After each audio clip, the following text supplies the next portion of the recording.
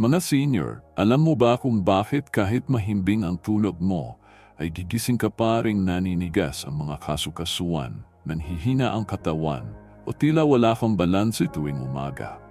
Madalas nating isipin na ito'y natural lamang na epekto ng pagtanda. Pero ang totoo, hindi lang edad ang dahilan. Maraming Pilipino ang tahimik na nawawala ng lakas dahil sa maling gawi bago matulog. Isang halimbawa si Mang Ernesto, 68 taong gulang mula Bulacan. Araw-araw ay nagigising siyang masakit ang tuhod at balikat, kaya akala niya'y arthritis ang tuluyang dahilan. Pero nang kumonsulta siya, napag-alaman na hindi sapat ang kanyang kinakain sa gabi, kaya't inuubos ng katawan ang sarili nitong kalamnan habang natutulog. Hindi pala edad ang pumatay sa kanyang lakas, kundi ang kakulangan ng tamang sustansya bago matulog. At dito papasok ang mahalagang katotohanan. Sa oras ng pagtulog, ang katawan mo ay dumadaan sa proseso ng paggaling. Ngunit kung wala itong tamang panggatong, hihiramin nito ang kailangan sa iyong sariling kalamnan. Ang tawag dito ay catabolism. Kung paulit-ulit itong nangyayari, unti-unti kang gigising na mas mahina kaysa kahapon. Pero magandang balita, hindi ito katapusan. May siyentipikong ebidensya na nagsasabing ang tamang pagkain bago matulog ay nakakapagpagbaba ng pagkasira ng kalamnan at nakakapagpa-activate pa ng bagong muscle growth kahit natutulog ka. Ibig sabihin, maaari kang gumising na mas malakas, mas may balanse at mas handa sa bagong araw. Mahalagang paalala, hindi lahat ng pagkain ay ligtas para sa lahat. Kung may sakit ka sa bato, atay, diabetes o may allergy sa ilang sangkap, kailangan mong kumonsulta muna sa iyong doktor bago sundin ang mga payo. Tandaan, iba-iba ang katawan natin at mas mabuti ang mag-ingat. Ngayon, ibabahagi ko sa iyo ang 8 pagkain na suportado ng agam na pwedeng kainin bago matulog para palakasin ang iyong katawan. Hindi ito mamahaling suplemento, hindi rin kailangan ng gym membership. Simpleng pagkain lamang, abot kaya, at madaling makita sa kusina ng isang Pilipino. Ang mga ito ay parang mga tahimik na bantay na nagbubuo ng iyong kalamnan habang ikaw ay natutulog. Kaya manatili hanggang dulo, dahil malalaman mo hindi lamang kung ano ang mga pagkain ito, kundi pati kung paano mo sila may papasok sa iyong sariling gabi-gabing gawi. Baka isa lang sa 8 ito ang simulan mo, pero mararamdaman mo agad ang malaking kaibahan. Isa, cottage cheese. Si Aling Nena, 66 taong gulang mula Quezon City, ay matagal ng reklamo ang paninigas ng kanyang likod tuwing umaga. Araw-araw, kahit sapat ang tulog niya, pakiramdam niya'y laging mabigat ang kanyang katawan. Akala niya normal lamang ito dahil sa edad. Pero nang marinig niya mula sa kanyang apo ang tungkol sa isang pagkain na madalas ay minamaliit lamang, sinubukan niyang isama ito sa kanyang gabi-gabing gawi.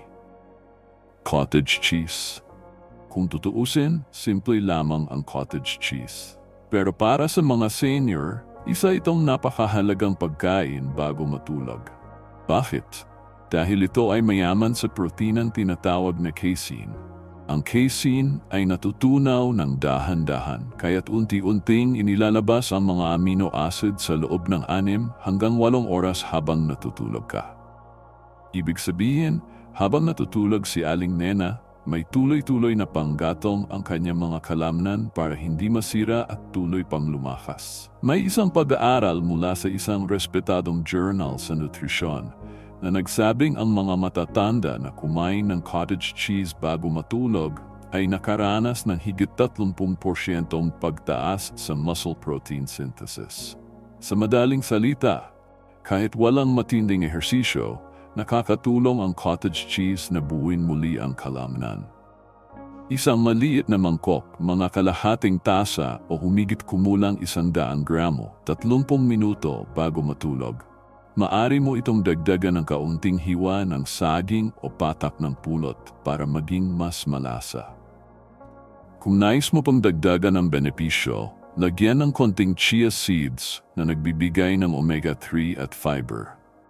Pagkaraan na ilang linggo, napansin ni Aling Nena na mas magaang ang kanyang pakiramdam sa pagising. Hindi na gaanong masakit ang kanyang mga fasukasuan at mas buo ang kanyang lakas. Hindi ito dahil sa gamot o mamahaling suplemento, kundi dahil lamang sa isang simpleng pagkain na minsan ay nakatambak lang sa tindahan. Paalala, kung ikaw ay may lactose intolerance, problema sa pagtunaw ng gatas o sakit sa bato, hindi ito mainam para sa iyo. Laging kumonsulta muna sa doktor bago gawing bahagi ng iyong gabi-gabing pagkain. Kung hahanapin mo ang isang simpleng panimula, cottage cheese ang isa sa pinakamabisang hakbang para hindi ka gigising na mas mahina kaysa kahapon. 2. Nilagang itlog. Kung iniisip ng karamihan na ang itlog ay para lamang sa almusal, oras na baguhin ang pananaw na ito.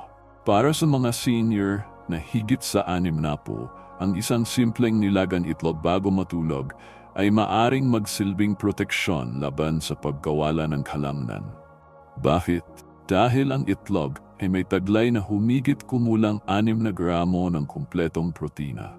Ang protinang ito ay naglalaman ng lahat ng mahahalagang amino acid na kailangan ng katawan para mapanatili ang muscle mass.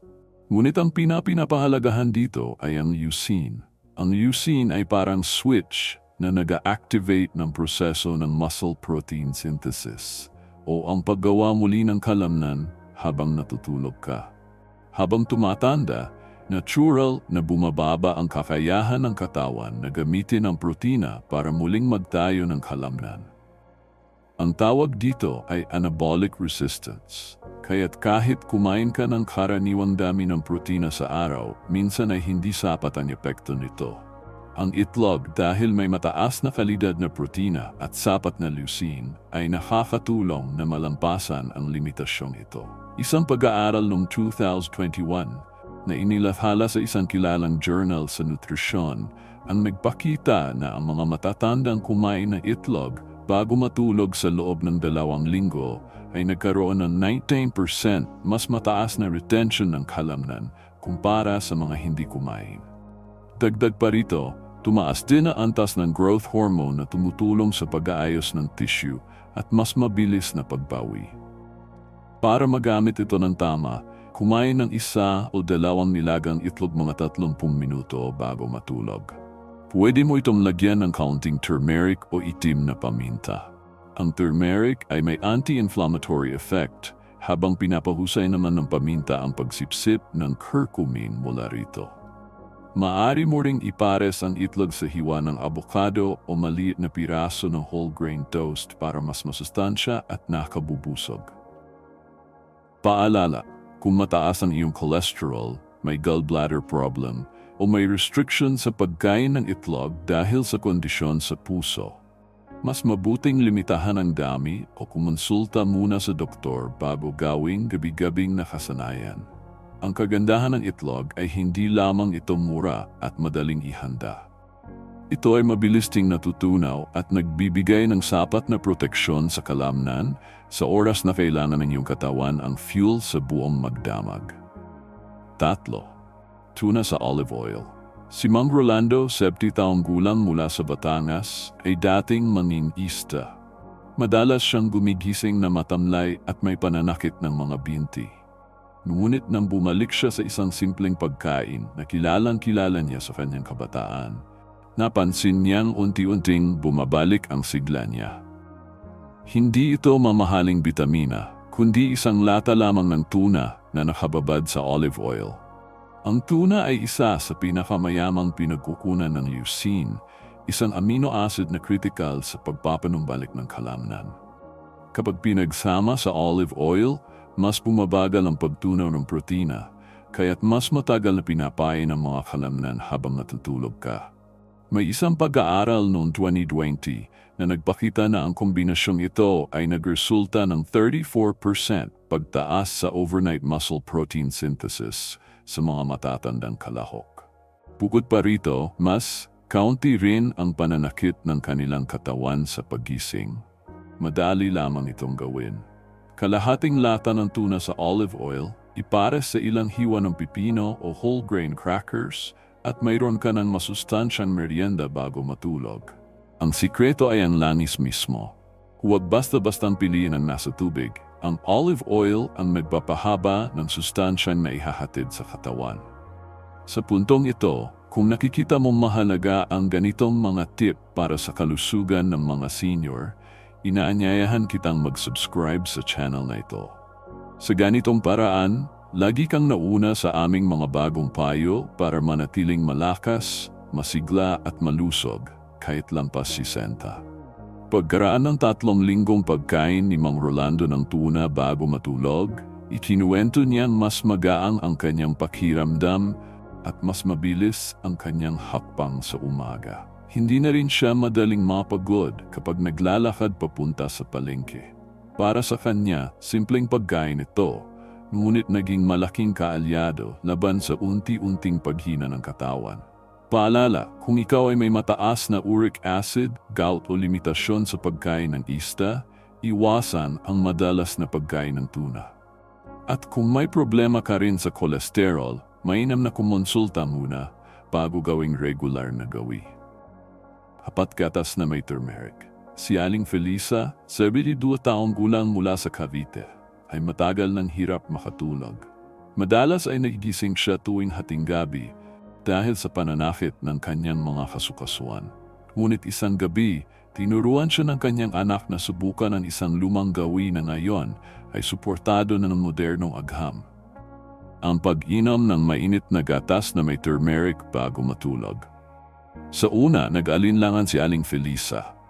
Para sa kanya, ang gatas ay inumin ng mga bata. Ngunit matapos ang 3 gabi ng pagtikim ng tinatawag na golden milk, napansin niyang mas mabilis siyang nakakatulog at mas magaang ang kanyang pakiramdam pagbangon. Ang sikreto ay nasa kombinasyon ng protina mula sa gatas at curcumin mula sa turmeric. Ang protina mula sa gatas ay nagbibigay ng panggatong para sa kalamnan, habang ang curcumin naman ay may malakas na anti-inflammatory effect.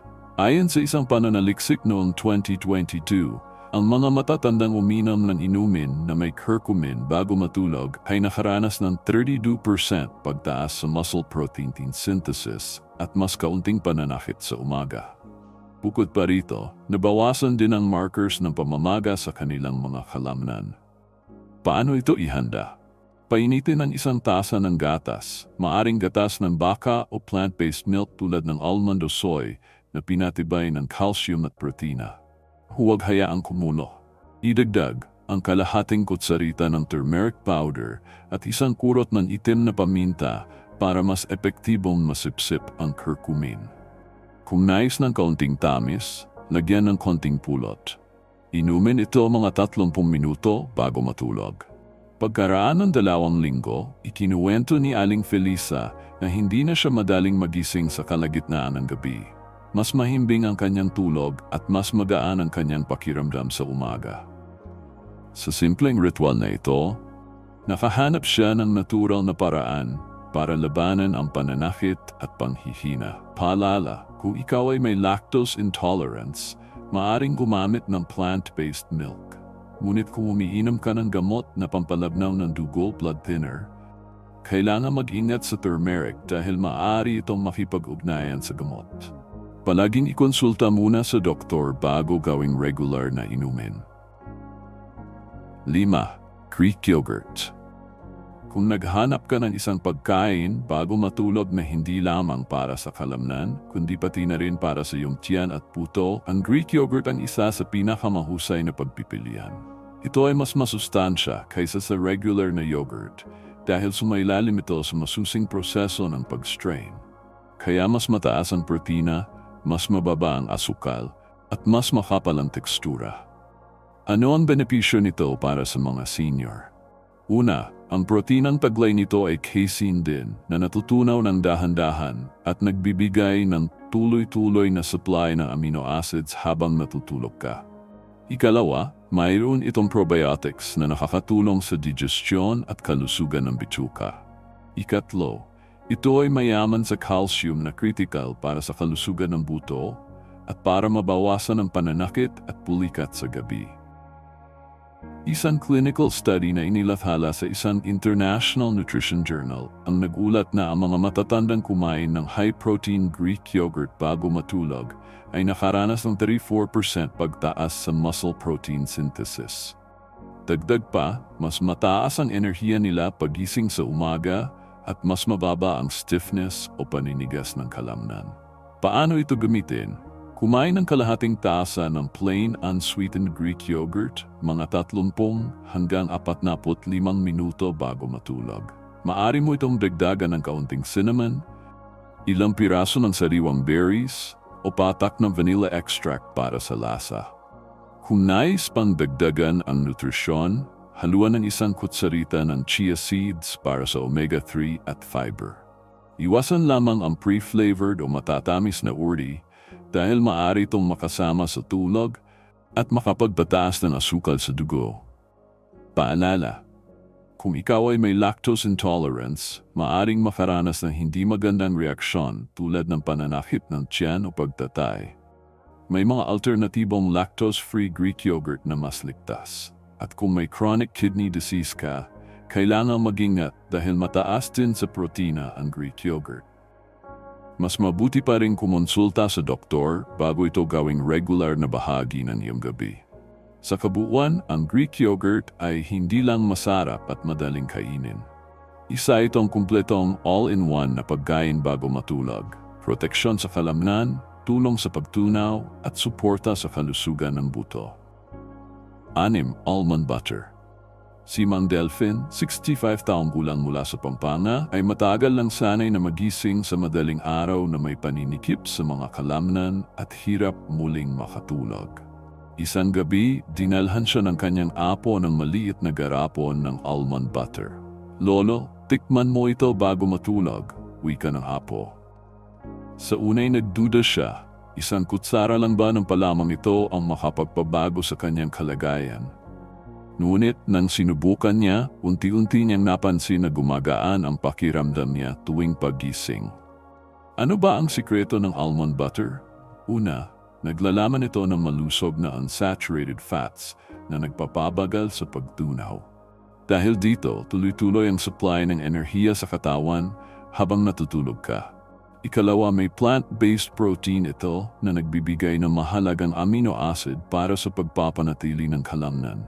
Ikatlo, mayaman ito sa vitamina E, isang antioxidant na tumutulong sa pag-aayos ng mga nasirang tissue. Isang pag-aaral noong 2020 ang nagpakita na ang mga matatandang kumain ng healthy fats mula sa almonds bago matulog ay nakaranas ng mas mababang antas ng cortisol, ang stress hormone na madalas ay tahimik na sumisira sa kalamnan.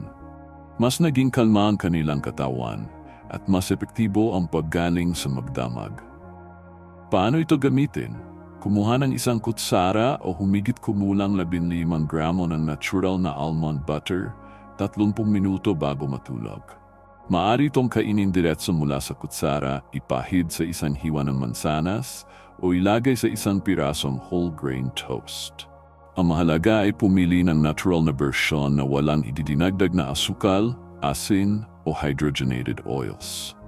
Matapos ang 2 linggong paggamit, ikinuwento ni Mang Delphin na hindi na siya madaling ginising ng pulikat sa kalagitnaan ng gabi. Sa halip, mas mahimbing ang kanyang tulog at mas magaan ang kanyang katawan pagising. Sa isang simpleng kagat, natulungan siyang protektahan ang kanyang kalamnan at kalusugan. Paalala, kung ikaw ay may nut allergy, GERD reflux o problema sa pagtunaw ng taba, hindi angkop ang almond butter para sa iyo.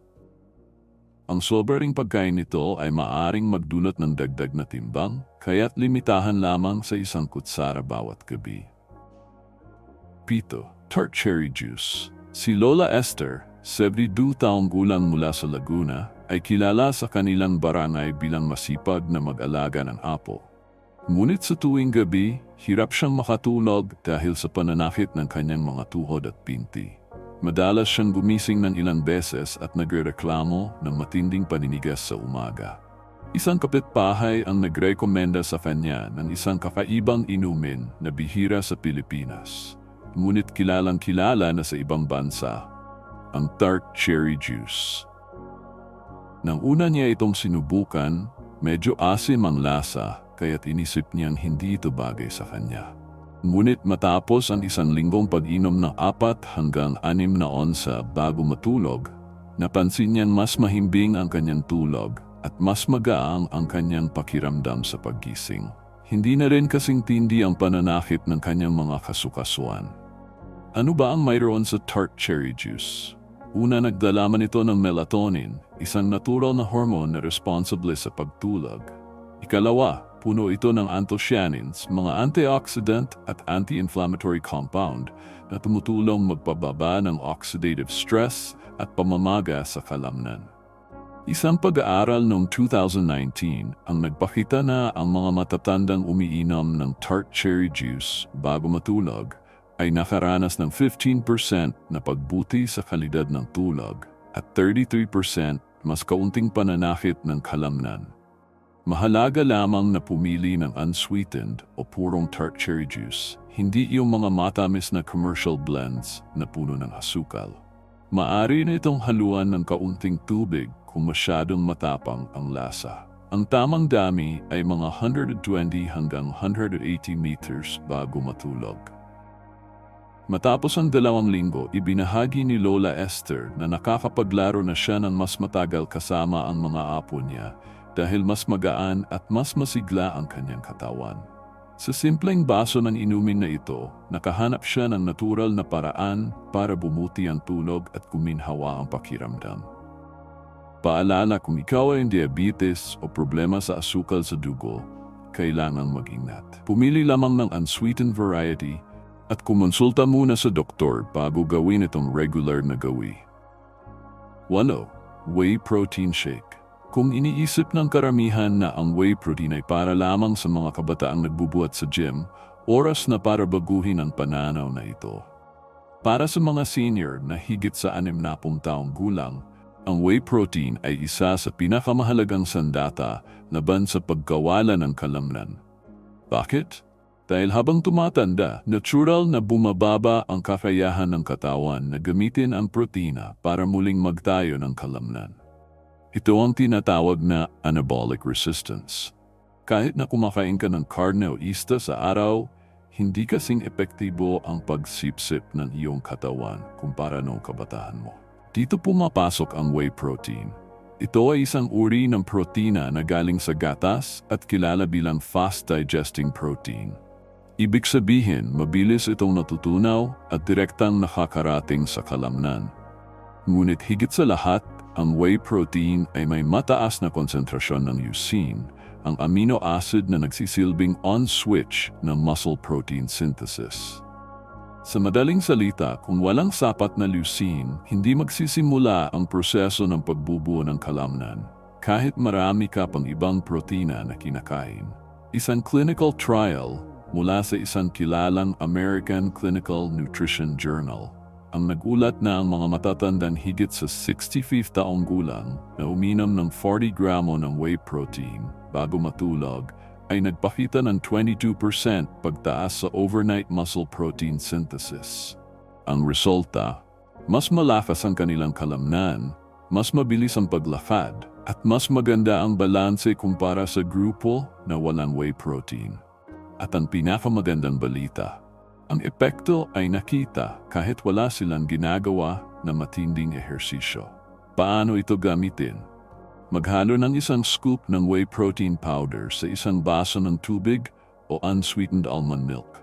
Inumin ito 30 hanggang 60 minuto bago matulog. Maaari mo itong dagdagan ng kalahating saging para sa natural na tamis, 1 kutsara ng almond butter para sa healthy fats o kaunting cinnamon para sa lasa. Ang mahalaga, iwasan ang mga komersyal na mass gainer shakes na puno ng asukal, cream at additives. Piliin ang whey isolate o hydrolyzed whey para mas madaling tunawin at mas mababa ang lactose. Perpekto para sa mga senior na may sensitibong tiyan. Ang whey protein ay hindi lamang pumipigil sa pagkasira ng kalamnan. Aktibo itong humihikayat ng panibagong paglaki ng muscle fibers. Habang natutulog ka, natural na nasa pinakamalalim na yugto ng paggaling ang katawan. Sa tulong ng whey, mas nagiging produktibo ang prosesong ito. Kaya't paggising mo, mas magaan at mas malakas ang iyong katawan. Bukod pa rito, nakakatulong din ang whey protein sa pagpapalakas ng immune system dahil may taglay itong immunoglobulins. May mga ebidensya ring nagsasabing nakakapagpababa ito ng presyon ng dugo at nakakatulong sa kontrol ng asukal sa dugo. Kaya't hindi lang kalamnan ang napapakinabangan, kundi pati pangkalahatang kalusugan. Paalala, kung ikaw ay may chronic kidney disease o may iniindang problema sa bato, kailangan mag-ingat. Ang sobrang protina ay maaring magdulot ng dagdag na pasanin sa iyong kidneys. Kung umiinom ka ng gamot para sa atay o may problema sa lactose intolerance, kumonsulta muna bago uminom ng whey protein. Hindi ito para sa lahat at mas mainam na may gabay na isang doktor o dietitian.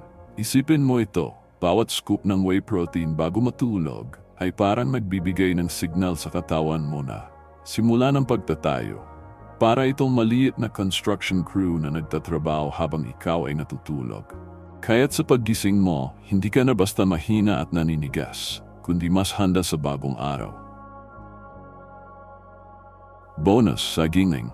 Si Mang Ramon, 66 taong gulang mula sa Nueva Ecija, ay kilala sa kanilang barangay bilang mahilig sa basketball kahit senior na.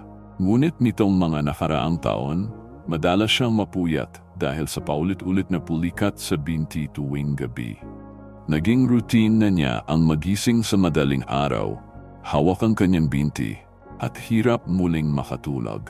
Isang gabi, sinubukan niyang sundin ang payo ng kanyang kapitbahay.